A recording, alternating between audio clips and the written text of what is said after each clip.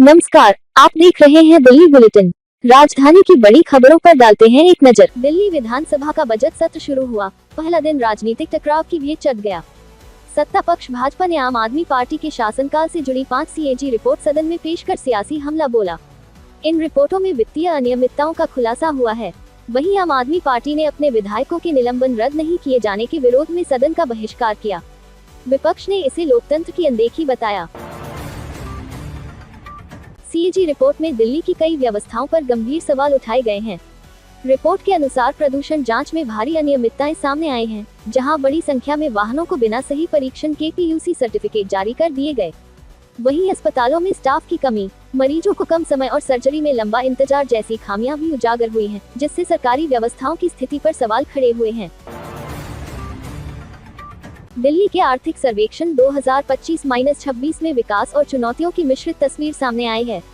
राजधानी में ई बसों की संख्या बढ़कर 4,338 हो गई, जबकि निजी वाहनों में गिरावट दर्ज हुई। 2030 तक 48 लाख मकानों की जरूरत बताई गई है। उद्योग और स्टार्टअप सेक्टर से अर्थव्यवस्था को गति मिली है।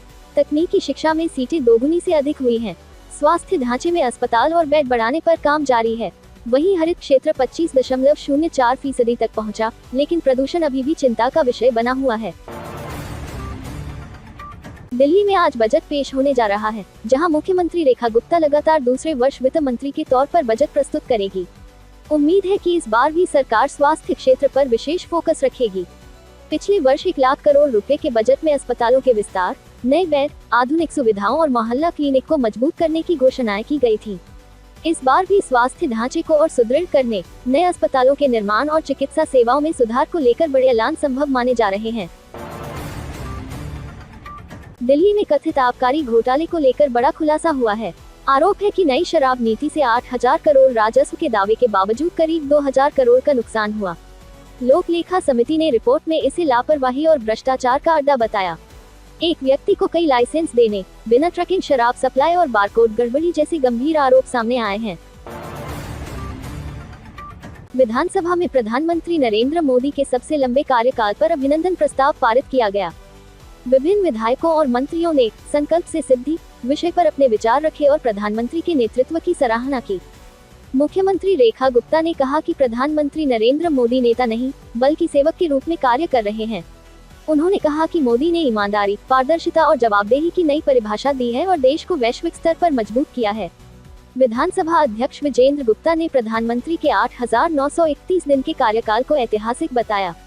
उन्होंने कहा कि यह 25 वर्षों की निरंतर जनसेवा का प्रमाण है और इससे भारत की वैश्विक छवि मजबूत हुई है।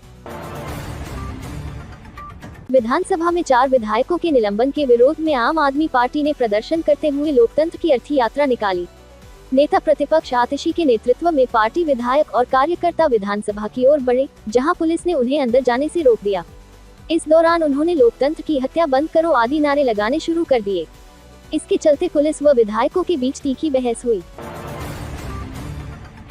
आम आदमी पार्टी के विधायकों के सदन का बहिष्कार करने के कदम पर विधानसभा अध्यक्ष विजेंद्र गुप्ता ने कड़ी आपत्ति जताई है। उन्होंने सदन के बाहर किए गए विरोध प्रदर्शन की निंदा करते हुए कहा कि सदन की कार्यवाही का बहिष्कार करना संसदीय परंपराओं और लोकतांत्रिक मर्यादाओं के खिलाफ है।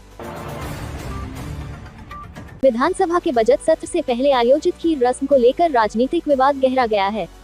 आम आदमी पार्टी ने भाजपा सरकार पर निशाना साधते हुए आरोप लगाया कि मुख्यमंत्री रेखा गुप्ता ने एक मजदूर ने तैयार की खीर का श्रेय लेने की कोशिश की। आर्थिक सर्वेक्षण पर कांग्रेस का हमला, पुराने आंकड़ों का नया खेल बताया। प्रदेश अध्यक्ष देवेंद्र यादव बोले, ट्रिपल इंजन सरकार में अर्थव्यवस्था, परिवहन और जल व्यवस्था कमजोर। एमसीडी की स्थायी समिति अध्यक्ष सत्या शर्मा ने सोमवार को नजफगढ़ जोन के नंगली सिक्रावती क्षेत्र का निरीक्षण कर स्वच्छता और विकास कार्यों की समीक्षा की। इस दौरान वार्ड समिति अध्यक्ष सविता शर्मा, जोनल उपायुक्त सुमित कुमार और संबंधित विभागों के अधिकारी मौजूद थे। इस दौरान सत्या शर्मा ने निर्माणाधीन बायोगैस प्लांट का जायजा लिया और कार्य में देरी पर नाराजगी जताते हुए ठेकेदार के खिलाफ दंडात्मक कार्रवाई के निर्देश दिए। दिल्ली में प्रशासनिक व्यवस्था को एकरूप बनाने की दिशा में बड़ा बदलाव होने जा रहा है। राजस्व जिलों के पुनर्गठन के बाद अब एमसीडी भी अपने जोनों के नाम बदलने की तैयारी में है। एमसीडी ने ऐसा प्रस्ताव तैयार किया है, जिसके तहत उसके सभी जोनों के नाम अब दिल्ली सरकार के राजस्व जिलों के नाम पर रखे जाएंगे। दिल्ली में वायु गुणवत्ता सूचकांक 123 दर्ज किया गया, जो मध्यम श्रेणी में आता है। हालांकि कई इलाकों में AQI 200 के पार पहुंच गया, जिससे प्रदूषण की स्थिति को लेकर चिंता बनी हुई है। दिल्ली NCR में मौसम एक बार फिर करवट लेने वाला है।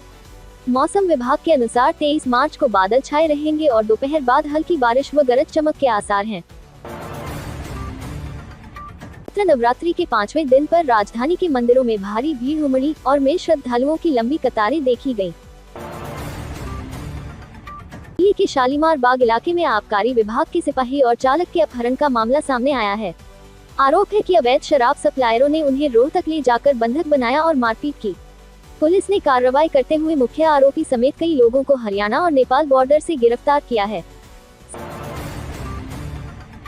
इलाके में नाबालिग की चाकू गोदकर हत्या कर दी गई।